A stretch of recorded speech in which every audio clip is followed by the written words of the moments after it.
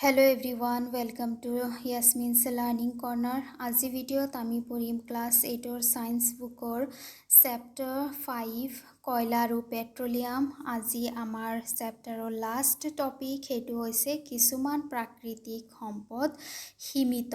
So আমি বিভিন্ন ধৰণৰ জীৱাশ্ম প্ৰাকৃতিক সম্পদ চালো, কয়লা, পেট্ৰলিয়াম, প্ৰাকৃতিক গেছ এইবোৰ কেনেকৈ সৃষ্টি হয় যেতিয়া জীৱ-জন্তুবোৰৰ মৃত্যু হয়, উদ্ভিদৰ মৃত্যু হয়, সেইবোৰ মাটিৰ তলত গৈ পেলাই মাটিৰ তলৰ যি পৰিৱেশ, যি সিচুৱেশ্যন সেইটোত গৈ পেলাই ইহঁতে ইয়াৰ যিটো ফৰ্ম আছে সেইটো কয়লা, পেট্ৰলিয়াম, প্ৰাকৃতিক গেছলৈকে ৰূপান্তৰিত কৰে।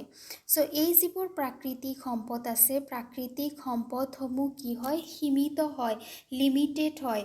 যেনেকুৱা বাকী যিবোৰ প্ৰাকৃতিক সম্পদ আছে, তোমাৰ সৌৰশক্তি বা বতাহ, ৰ'দ, এইবোৰ যিবোৰ প্ৰাকৃতিক সম্পদ আছে, এই প্ৰাকৃতিক সম্পদসমূহ শেষ হৈ নাযায়। কিন্তু কয়লা, পেট্ৰলিয়ামৰ দৰে যিবোৰ প্ৰাকৃতিক সম্পদ আছে সেইবোৰ সীমিত হয় আৰু এইবোৰ ব্যৱহাৰ কৰি থাকিলে এটা সময়ত নোহোৱা হৈ যাব। আৰু প্ৰাকৃতিক সম্পদসমূহৰ ব্যৱহাৰ এতিয়া যথেষ্ট পৰিমাণে বাঢ়ি গৈছে জনসংখ্যা বৃদ্ধিৰ কাৰণে। আৰু এনেকুৱা নহয় যে এই প্ৰাকৃতিক সম্পদসমূহ সকলো ঠাইতে পোৱা যায়, কিছুমান ঠাইতে পোৱা যায় আৰু ব্যৱহাৰ সকলোৱে কৰে, যাৰ কাৰণে ইয়াৰ মাত্ৰা দিনে দিনে কমি আহি আছে। সেইকাৰণে আমি কি কৰিব লাগে, বেলেগ আমি শক্তিৰ উৎস বিচাৰি উলিয়াব লাগে, যাক আমি কয়লা, পেট্ৰলিয়ামৰ ঠাইত যাতে আমি ব্যৱহাৰ কৰিব পাৰোঁ। যেনেকুৱা তোমাৰ আছে সৌৰশক্তি। সাইণ্টিষ্টসকলে সৌৰশক্তিক ব্যৱহাৰ কৰাৰ কাৰণে চেষ্টা চলাই আছে আৰু এনেকুৱা ধৰণৰ গাড়ী আজিকালি ওলাইছে যিবোৰ বেটাৰীৰ দ্বাৰা চলে, যিবোৰ ৰ'দত চাৰ্জ কৰি পেলাই চলাব পৰা যায়। তাৰপিছত তোমাৰ বতাহ শক্তি, বায়ু শক্তি, যাক উইণ্ড এনাৰ্জি বুলি কোৱা হয়, উইণ্ড এনাৰ্জি ব্যৱহাৰ কৰিবলৈ সাইণ্টিষ্টসকলে চেষ্টা কৰিছে। তাৰপিছত সমুদ্ৰ, অ'চেন এনাৰ্জি উলিয়াই পেলাই এইবোৰক ব্যৱহাৰ কৰাৰ কাৰণে ব্যৱস্থা চলাই আছে। ইয়াৰোপৰি এটা এছ'চিয়েশ্যন আছে যাক শ্বৰ্ট ফৰ্মত কোৱা হয় তোমাৰ PCRA। ইয়াৰ ফুল ফৰ্ম হৈছে পেট্ৰলিয়াম কনজাৰভেশ্যন ৰিচাৰ্চ এছ'চিয়েশ্যন। এইটো এটা এছ'চিয়েশ্যন হয় যিয়ে মানুহৰ মাজত সজাগতা আনে প্ৰাকৃতিক সম্পদসমূহক সঞ্চয় কৰাৰ কাৰণে। যেনেকুৱা যিবোৰ ৰেড লাইট ঠাই থাকে, য'ত ৰেড লাইট জ্বলে, তেনেকুৱা ঠাইত গাড়ী মটৰসমূহ মানুহে ৰখায়, কেতিয়াবা কম সময়ৰ কাৰণে, কেতিয়াবা বহু বেছি সময়ৰ কাৰণে। আৰু তেনেকুৱা ঠাইত মানুহে গাড়ীৰ ষ্টাৰ্ট বন্ধ কৰিব লাগে, গাড়ী অফ ৰাখিব লাগে, যাতে ইন্ধন দহন নহয়। বা এইটোও নিৰ্ধাৰিত থাকে যে গাড়ীসমূহ চাগে 40 to 60 চলালে, স্পীডত চলালে পেট্ৰলৰ দহন কম হয়। সো এনেকুৱা ধৰণৰ সৰু সৰু সজাগতা এই এছ'চিয়েশ্যনে মানুহৰ মাজত আনি দিয়ে। সো প্ৰাকৃতিক সম্পদ সীমিত, সেইকাৰণে আমি সচেতন হৈ পেলাই ইয়াক ব্যৱহাৰ কৰা উচিত। এই পাঠৰ আৰম্ভণিতে তোমালোকে পঢ়িছা যে জীৱাশ্ম ইন্ধন, অৰণ্য, খনিজ পদাৰ্থ আদিৰ নিচিনা কিছুমান প্ৰাকৃতিক সম্পদ নিঃশেষীয়। সো প্ৰাকৃতিক সম্পদবোৰ অৰণ্যৰ দৰে, অৰণ্য যিদৰে কাটি থাকিলে সেইটো ঠাইত কি হৈ যায়, নিৰ্বনীকৰণ হৈ যায়, শেষ হৈ যায়। সো প্ৰাকৃতিক সম্পদ, জীৱাশ্ম ইন্ধনসমূহো একেই হয়, ব্যৱহাৰ কৰি থাকিলে এইবোৰ কি হৈ যায়, শেষ হৈ যায়। আমি 2 টাইপছৰ পাইছিলোঁ প্ৰাকৃতিক সম্পদ, তাৰে ভিতৰত নিঃশেষীয় প্ৰাকৃতিক সম্পদ হৈছে জীৱাশ্ম ইন্ধনসমূহ।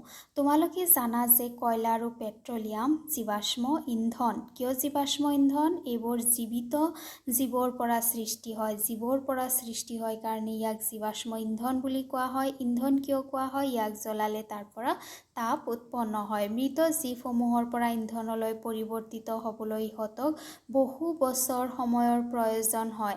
আনহাতেদি এইবোৰৰ ভাণ্ডাৰসমূহ মাত্ৰ কেইশমান বছৰলৈকেহে ভৰ্তি থাকিব পাৰে। সৃষ্টি হ'বলৈ বহু মিলিয়ন বছৰ লাগে আৰু যিবোৰ ভাণ্ডাৰ থাকে য'ত এইবোৰ সৃষ্টি হয় সেইবোৰ আকৌ এনেকুৱা নহয় যে গোটেই জীৱনে চলি থাকে, এটা সময়ৰ পিছত এইবোৰ নোহোৱা হৈ যায়। তদুপৰি ইন্ধনবোৰ দহন কাৰ্যই হৈছে বায়ু প্ৰদূষণৰ এক প্ৰধান কাৰণ আৰু এই ইন্ধনবোৰ দহন কৰি থাকিলে তাৰ পৰা কি হয়, বায়ু প্ৰদূষণ হয়। ইয়াৰ ব্যৱহাৰ গোলকীয় উষ্ণতাৰ সৈতে জড়িত। যেতিয়া ইন্ধনসমূহ বেছিকৈ জ্বলোৱা হয় তাৰ পৰা কি হয়, তোমাৰ গোলকীয় উষ্ণতা বৃদ্ধি পায়, গ্ল'বেল ৱাৰ্মিং হয়। সেয়েহে নিতান্ত প্ৰয়োজন হ'লেহে এইবোৰ ব্যৱহাৰ কৰা দৰকাৰ। এনে কৰিলে পৰিৱেশ কিছু পৰিমাণে প্ৰদূষণমুক্ত হ'ব আৰু গোলকীয় উষ্ণতা বৃদ্ধিৰ বাবে হ'ব পৰা বিপদ কিছু হ্ৰাস হ'ব আৰু এই সম্পদসমূহ কি হ'ব, দীৰ্ঘদিনৰ বাবে লাভ্য হ'ব। দীৰ্ঘদিনলৈকে ইয়াক আমি ব্যৱহাৰ কৰি থাকিব পাৰিম। ভাৰতত পেট্ৰলিয়াম সংৰক্ষণ গৱেষণা সংস্থাই ৰাইজক গাড়ী চলাওঁতে কেনেকৈ পেট্ৰল ডিজেল বচাব লাগে সেই বিষয়ে কিছুমান দিহা পৰামৰ্শ আগবঢ়ায়। প্ৰথমটো হৈছে যিমান দূৰ সম্ভৱ অপৰিৱৰ্তিত আৰু মধ্যমীয়া গতিত গাড়ী চলাব লাগে।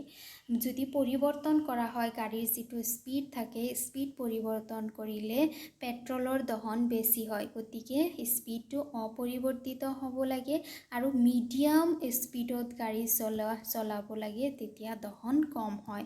নাম্বাৰ 2 হৈছে ট্ৰেফিক লাইট থাকিলে বা কোনো ঠাইত ৰ'বলগীয়া হ'লে ইঞ্জিন বন্ধ কৰিব লাগে। ইঞ্জিন বন্ধ কৰিলে তেতিয়া কি হ'ব নোৱাৰে, পেট্ৰল দহন হ'ব নোৱাৰে।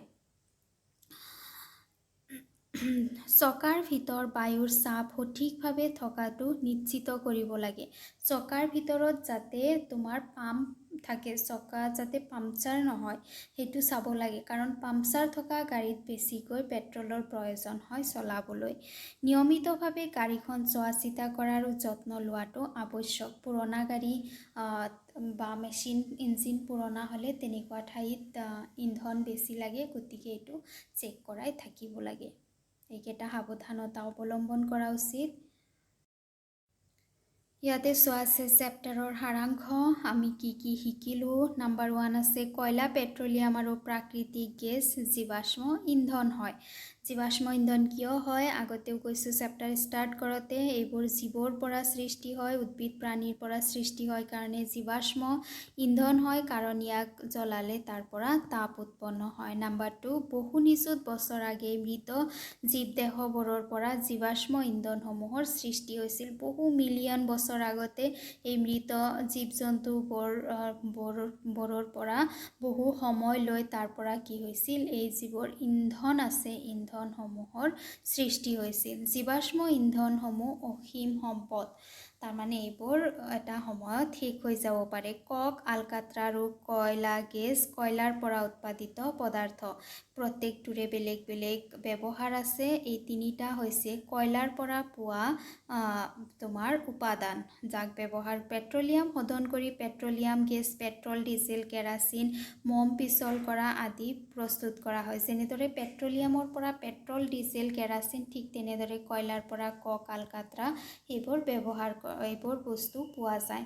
তাৰপিছত হৈছে কয়লা আৰু পেট্ৰলিয়াম উৎসসমূহ সীমিত, এইবোৰ আমি বিবেচনা কৰি ব্যৱহাৰ কৰা উচিত। এইবোৰৰ যিবোৰ উৎস হয়, এইবোৰৰ যিবোৰ চ'ৰ্চ হয়, সেইবোৰ কি নহয় তোমাৰ আনলিমিটেড নহয়, লিমিটেড হয়। সেইকাৰণে আমি যধে মধে ইয়াক ব্যৱহাৰ কৰিব নালাগে।